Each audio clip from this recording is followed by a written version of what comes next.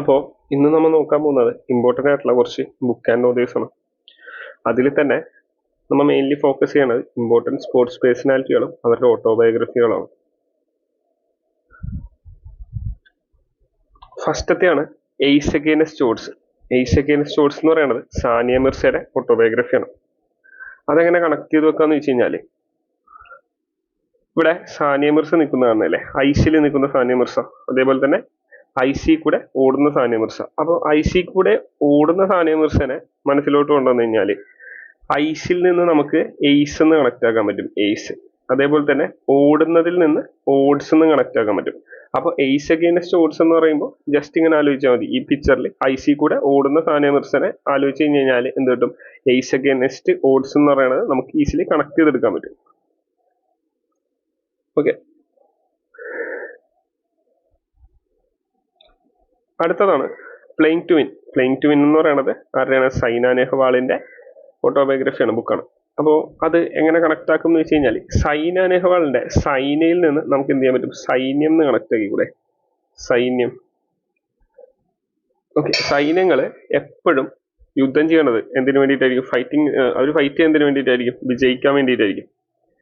അപ്പോൾ ഈ സൈന്യത്തിന്റെ പേരുമായിട്ട് കണക്ഷനുള്ള സൈന നെഹ്വാൾ കളിക്കുന്നത് എന്തിനു വേണ്ടിയിട്ടായിരിക്കും? അതും വിന്നിന് വേണ്ടിയിട്ടായിരിക്കും. അപ്പൊ എന്താണ്? പ്ലേയിങ് ടു വിൻ എന്ന് നമുക്ക് കണക്ട് ചെയ്തെടുക്കാൻ പറ്റും. അതായത് ഇങ്ങനെ കണക്ട് ചെയ്തെടുത്താൽ മതി. സൈന്യങ്ങൾ യുദ്ധം ചെയ്യണത് വിജയിക്കാൻ വേണ്ടിയായിരിക്കും.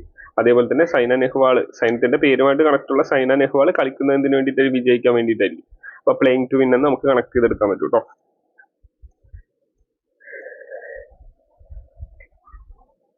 അടുത്താണ് അൺബ്രേക്കബിൾ. അൺബ്രേക്കബിൾ എന്ന് പറയുന്നത് മേരി കോമിന്റെ ഓട്ടോബയോഗ്രഫിയാണ്. അതെങ്ങനെ ആലോചിക്കുന്നു വെച്ച് കഴിഞ്ഞാൽ, നമുക്ക് എന്ത് ചെയ്യാം? ഓക്കെ, മേരി കോമിന്റെ മേരിയിൽ നിന്ന് നമുക്ക് എന്ത് കണക്ട് ചെയ്തെടുക്കാൻ പറ്റും? മാരിന്ന് കണക്ട് ചെയ്തെടുക്കാൻ പറ്റില്ല, മാരി, കല്യാണം.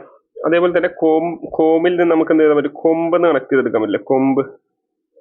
ഓക്കെ, അപ്പൊ ഇങ്ങനെ ആലോചിക്കാം ഒരു രീതിയിൽ.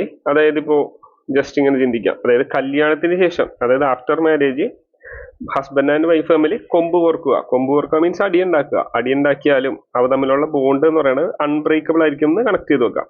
എല്ലാന്നുണ്ടെങ്കിൽ എന്ത് ചെയ്യാം? അല്ലെങ്കിൽ ഈ ഫോട്ടോയിലോട്ട് നോക്കാം. ഈ ഫോട്ടോയിൽ എന്താണ്? ഒരു വിവാഹത്തിന്റെ ഫോട്ടോ ആണിത്. ആ ഫോട്ടോയുടെ ഫ്രണ്ട് ചെയ്ത് ഫോട്ടോയിൽ എന്തുണ്ട്? ഒരു കൊമ്പുള്ള കാളുണ്ട്, കാളവണ്ടി, കൊമ്പുള്ള കാളവണ്ടി ആണതല്ലേ. അപ്പൊ ഈ ഒരു ഫോട്ടോ നിന്ന് നമുക്ക് മാരേജും കിട്ടും, കൊമ്പും കിട്ടും.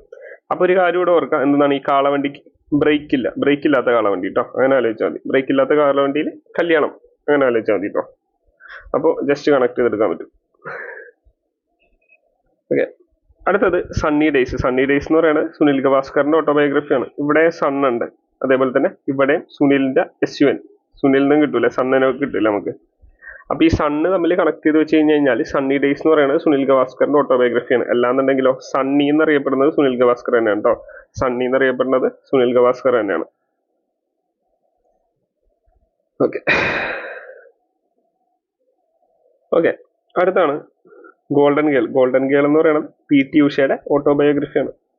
ഒന്നില്ലാന്നുണ്ടെങ്കിൽ PT ഉഷയുടെ കയ്യിൽ കുറെ ഗോൾഡ് ആയിട്ട് ഇരിക്കുന്ന ഈ ഫോട്ടോ കണക്ട് ചെയ്ത് വെക്കാം. അല്ലാന്നുണ്ടെങ്കിൽ ഇവിടെ എന്തുണ്ട്? ഗോൾഡൻ ഉഷ ഫാൻ കാണുന്നില്ലേ? Golden Usha fan. ഈ ഗോൾഡൻ ഉഷ ഫാൻ കണക്ട് ചെയ്ത് വെച്ചാൽ മതി കേട്ടോ. ഇതിലെ ഉഷ എന്ന് പറയുന്നത് എന്താണ്? ഒരു ഗേളിന്റെ നെയിം അല്ലേ? അങ്ങനെ കണക്ട് ചെയ്ത് വെച്ചാലും മതി കേട്ടോ. ഗോൾഡൻ ഉഷ ഫാൻ എന്ന് കണക്ട് ചെയ്ത് കഴിഞ്ഞാൽ ഗോൾഡൻ ഗേൾ എന്ന് പറയുന്നത് PT ഉഷയുടെ ഓട്ടോബയോഗ്രഫി ആണെന്ന് കണക്ട് ചെയ്തെടുക്കാൻ പറ്റും. അടുത്തത് the greatest my own story എന്ന് പറയുന്നത് മുഹമ്മദ് അലിയുടെ ഓട്ടോബയോഗ്രഫിയാണ്. അത് അങ്ങനെ തന്നെ നോക്കി വെച്ചാൽ മതി കേട്ടോ.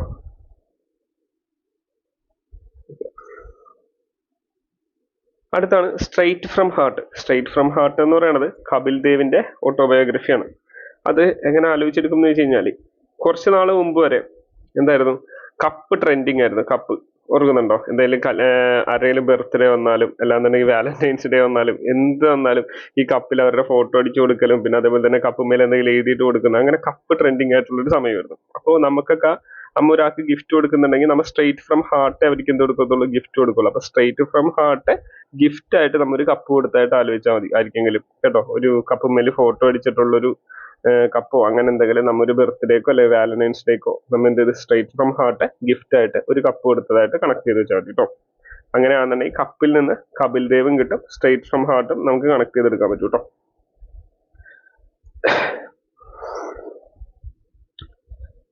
അടുത്തതാണ് ഗെയിം ചേഞ്ചർ. ഗെയിം ചേഞ്ചർ എന്ന് പറയുന്നത് ഷാഹിദ് അഫ്രീദിയുടെ ഓട്ടോബയോഗ്രഫിയാണ്. ഇതെങ്ങനെ കണക്ട് ചെയ്തെടുക്കാം എന്ന് വെച്ച് കഴിഞ്ഞാൽ ഷാഹിദ് അഫ്രീദിയുടെ അഫ്രൈഡ് പിടിച്ചാൽ മതി കേട്ടോ. അഫ്രൈഡ് പിടിച്ചു കഴിഞ്ഞാൽ നമുക്കിത് കണക്ട് ചെയ്തെടുക്കാൻ പറ്റും. അതായത് ഇപ്പോൾ നമ്മൾ കണ്ടിന്യൂസ് ആയിട്ട് അല്ലെങ്കിൽ നമ്മൾ എന്ത് ചെയ്യുന്ന ഒരു ഗെയിം കളിച്ചുകൊണ്ടിരിക്കുകയെന്ന് വിചാരിക്കാം. കണ്ടിന്യൂസ് ആയിട്ട് നമ്മൾ ആ ഗെയിം തോറ്റുകൊണ്ടിരിക്കുകയാണെങ്കിൽ നമ്മൾ എന്ത് ചെയ്യും, ആ ഗെയിം ചേഞ്ച് ചെയ്തിട്ട് വേറെ ഗെയിം സ്റ്റാർട്ട് ചെയ്യും. അങ്ങനെയല്ലേ? അതായത് ഇപ്പോൾ നമ്മൾ എവിടെയെങ്കിലും ഗെയിം കളിക്കാൻ പോയിട്ട് കണ്ടിന്യൂസ് ആയിട്ട് ആ രീതിയിലുള്ള കളി എല്ലാം തോറ്റുകൊണ്ടിരിക്കുകയാണെങ്കിൽ നമ്മൾ എന്ത് ചെയ്യും, വേറെ ഗെയിമിലോട്ട് മാറൂലേ? അപ്പൊ വീണ്ടും തോക്കുമെന്ന് പേടിക്കുന്നതുകൊണ്ട് നമ്മൾ ഗെയിം ചേഞ്ച് ചെയ്യും. അപ്പൊ അഫ്രൈഡ് ആയി കഴിഞ്ഞ് കഴിഞ്ഞാൽ എന്ത് ചെയ്യണം, ഗെയിം ചേഞ്ച് ചെയ്യണമെന്ന് ആലോചിച്ചാൽ മതി കേട്ടോ.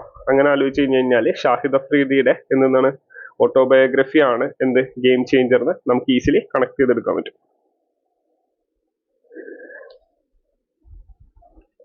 അടുത്താണ് race of my life. Race of my life എന്ന് പറയുന്നത് മിൽഖ സിംഗിന്റെ ഓട്ടോബയോഗ്രഫിയാണ്. ഇതൊക്കെ വെരി ഇമ്പോർട്ടൻ്റ് ആണ്. ഇതിങ്ങനെ തന്നെ നോക്കി വെച്ചാൽ മതി. ഓക്കെ, അടുത്തത് test of my life. Test of my life എന്ന് പറയുന്നത് യുവരാജ് സിംഗിന്റെ ഓട്ടോബയോഗ്രഫിയാണ്. അതായത് ഒരു ടെസ്റ്റ് മൂലം തന്നെയാണ് യുവരാജ് സിംഗിന്റെ എൻ്റയർ കരിയർ നഷ്ടപ്പെട്ടത്. അറിയായിരുന്നല്ലോ, പുള്ളിക്ക് എന്തായിരുന്നു, ക്യാൻസർ ആയിരുന്നു. ആ ക്യാൻസർ ടെസ്റ്റിന് ശേഷമാണ് പുള്ളി എന്തായത് നമ്മുടെ ക്രിക്കറ്റിൽ നിന്ന് തന്നെ ഫീൽഡ് ഔട്ട് ആയി പോയത്. പുള്ളി കളിച്ചുകൊണ്ടിരുന്ന കാലത്ത് ഈ ടെസ്റ്റ് ചെയ്ത സമയത്ത് പുള്ളി കുറെ നാൾ ബ്രേക്ക് എടുത്തിട്ട് ക്രിക്കറ്റ് ചെയ്ത് പോവുകയും പിന്നീട് തിരിച്ചു വന്നിട്ട് പുള്ളിക്ക് വലിയ ഫോമിലോട്ട് വരാൻ പറ്റില്ല. അപ്പോൾ പുള്ളിയുടെ ലൈഫിനെ ബാധിച്ചത് ഇതേപോലെ ഒരു വലിയൊരു ടെസ്റ്റ് ആയിരുന്നു എന്ന് ആലോചിച്ചാൽ മതി. ഒരു ക്യാൻസർ ടെസ്റ്റ് ആയിരുന്നു. അതുമൂലമാണ് പുള്ളിയുടെ എൻ്റയർ കരിയർ ഡിസ്ട്രോയ് ചെയ്ത് ആയിപ്പോയെന്ന് ജസ്റ്റ് കണക്ട് ചെയ്ത് വെച്ച് കഴിഞ്ഞാൽ ആ ടെസ്റ്റിനെ ക്യാൻസർ ടെസ്റ്റ് ആയിട്ട് കണക്ട് ചെയ്ത് വെച്ച് കഴിഞ്ഞാൽ ടെസ്റ്റ് ഓഫ് മൈ ലൈഫ് എന്ന് പറയുന്നത് യുവരാജ് സിംഗിന്റെ ഓട്ടോബയോഗ്രഫി ആയിട്ട് നമുക്ക് കണക്ട് ചെയ്തെടുക്കാൻ പറ്റും കേട്ടോ.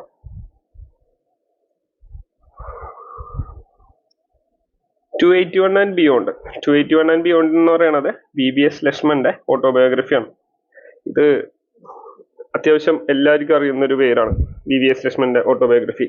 അതായത് ഒരു വൺ ഡേ ടെസ്റ്റ് ക്രിക്കറ്റ് കളിച്ചുകൊണ്ടിരിക്കുന്ന സമയത്ത് രാഹുൽ ദ്രാവിഡും VVS ലക്ഷ്മനും ആയിരുന്നു തോന്നുന്നത് ബാറ്റ് ചെയ്തിരുന്നത്. അന്ന് VVS ലക്ഷ്മൻ അടിച്ചതായിരുന്നു 251 റൺസ്. അത് ഭയങ്കര ഫേമസ് ആയിട്ടുള്ളതായിരുന്നു. ജസ്റ്റ് യൂട്യൂബിൽ ഷോർട്സ് ആയിട്ട് എടുത്ത് കണ്ടു നോക്കിയാൽ മതി. 281 ആൻഡ് ബിയോണ്ട് എന്ന് പറയുന്നത് VVS ലക്ഷ്മന്റെ ഹൈ സ്കോർ ആയിരുന്നു കേട്ടോ ക്രിക്കറ്റിലെ.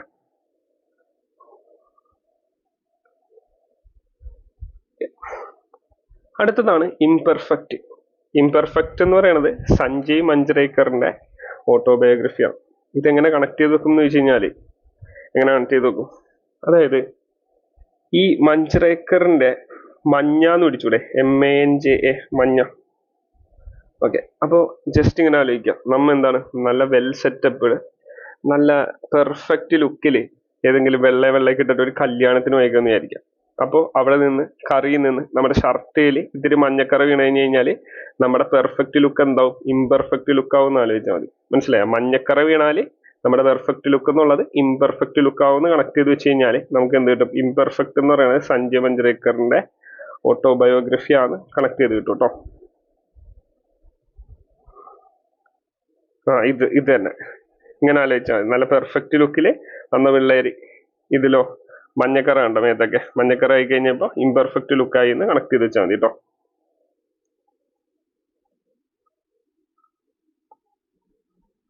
ഓക്കെ, നമ്മുടെ ഇപ്പൊ അവസാനത്തതാണ് ആര്, ഷെയ്ൻ വാൺ. ഷെയ്ൻ വാൺ നമ്മ എങ്ങനെ കണക്ട് ചെയ്ത് വെക്കാമോ എന്ന് വെച്ച് കഴിഞ്ഞാല് ഇതില് ഷെയ്നിൽ നിന്ന് നമുക്ക് ഷെയ്ൻ നിഗം എന്ന് കണക്ട് ചെയ്ത് വെച്ചൂടെ. ഷെയ്നിൽ നിന്ന് ഷെയ്ൻ വാണിന്റെ ഓട്ടോബയോഗ്രഫി ആണ് എന്ത് നോ സ്പിൻ എന്ന് പറയുന്നത്. അതിലെ ഷെയ്നിൽ നിന്ന് നമുക്ക് ഷെയ്ൻ നിഗത്തിനെ പിടിച്ചു വെച്ചൂടെ. ഷെയ്ൻ നിഗത്തിനെ കണക്ട് ആക്കിയാല് ഷെയ്ൻ നിഗത്തിന്റെ അടുത്തിറങ്ങിയ ഒരു സിനിമയായിരുന്നു ഏതു, RDX. ആ സിനിമയിലെ പാട്ടിന്റെ സീനിൽ ഷെയ്ൻ സ്പിന്നിങ് സീൻ കാണാൻ പറ്റും. ഷെയ്ൻ എന്താണ് സ്പിന്നിങ് ഷെയ്ൻ നമുക്ക് കാണാൻ പറ്റും. അത്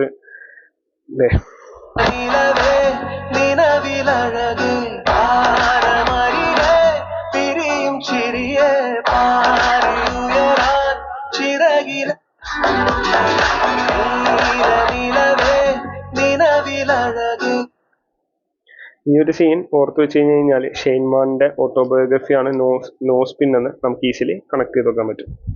ഓക്കെ.